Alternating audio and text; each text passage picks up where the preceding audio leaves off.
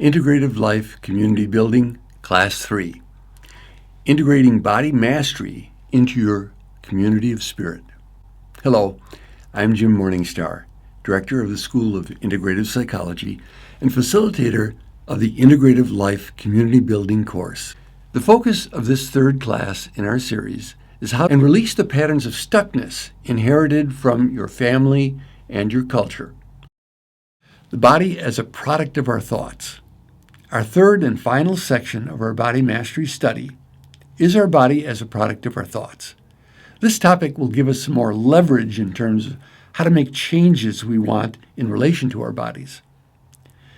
We think 40 to 50,000 thoughts a day.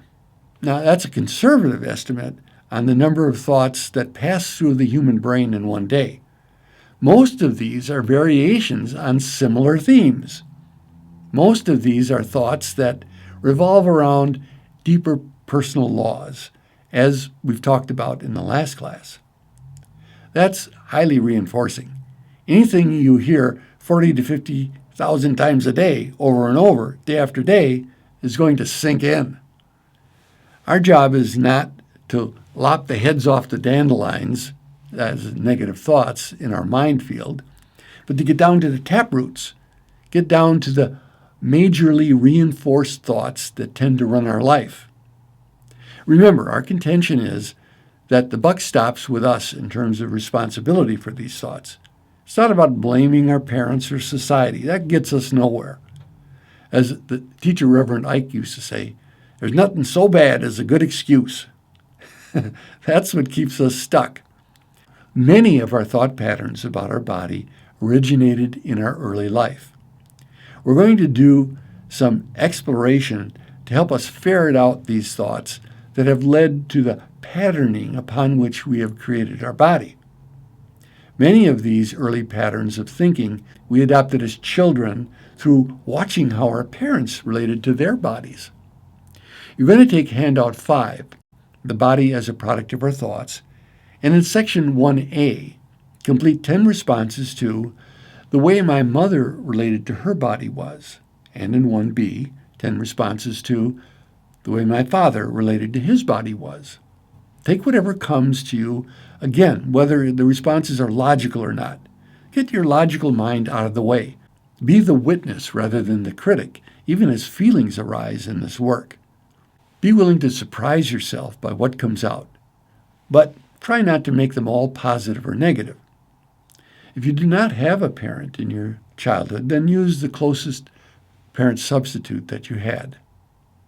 After completing section 1, complete section 2A, how I relate to my body in the way my mother relates to hers is 10 responses, and B, how I relate to my body in the way my father relates to his is 10 responses.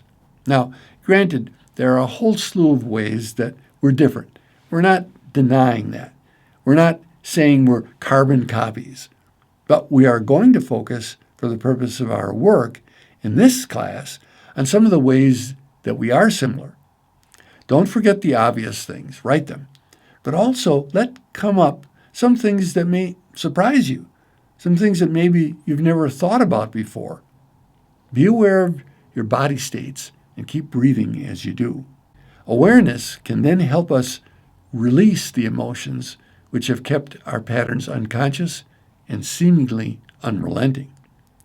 Then move to section 3, the what to do about it part, and complete. I now forgive myself for 10 responses. Now, this is genuine forgiveness. It's not about heaping abuse on yourself. It's a genuine letting go of those negative judgments that you had held on to or are holding on to about yourself. They don't have to be the exact things you just related in the prior exercise, or they could be. See what comes up. For example, I forgive myself for treating myself the way my father treated me. I forgive myself for believing I couldn't do any better because of having the mother I had. I forgive myself for... Look at what you have an emotional charge on. We're coming into bringing it home and forgiving ourselves. Finally, section 4 is the payoff. Complete How I'm willing to love my body more is 10 responses at least. It's not that you're promising to do all these things that you say, but at least you have the willingness. You're planting the seeds and watering them with self-forgiveness and love more and more every day. Stop the video and complete Handout 5, Sections 1 to 4, then come back to the video. The work we have done thus far has prepared us to go for the taproot of the personal law around our body's restrictions. And here's how we'll do it.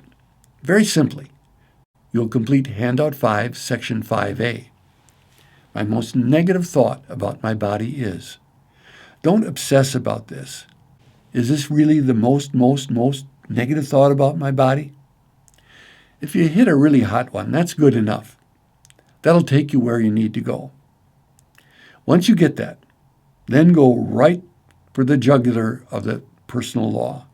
Write an affirmation that hits that thought right between the eyes. Write the affirmation that goes right in there to start unlocking and releasing that thought and the emotional energy holding it in place. Once you have an affirmation, write it in Section 5B. My body affirmation is. Remember as much as you can to make your affirmation positive, present, personal, and practical enough to stretch you without being totally unbelievable. Then finally, complete Section 5C. Something I'm willing to acknowledge about my body is. 5 responses. This is not about boasting. This is truthful acknowledgement. Stop the video and complete Handout 5, Section 5. If you're willing, for extra credit to yourself, before you come back to the video, look into the mirror and say and feel your affirmation to yourself at least 5 times. The last time you say your affirmation, get close to the mirror and whisper it to yourself tenderly. Then come back to the video. I heartily suggest to get full, lasting benefit from the work you accomplished in this class that you write your affirmation on a card or cards or pieces of paper, and that you put it somewhere where you're going to see it every day, on your desk, your bathroom mirror, your phone, or computer. Feel it every time you see it. It will produce molecular changes the more willing you are to take the deeper truth of it into your heart. Thanks for bringing your bodies here to co-create our next level of evolution with me. Holding you in my heart as fellow travelers on the road home, I send and receive blessings for our circle and all sentient beings till next class. Blessings in light and love.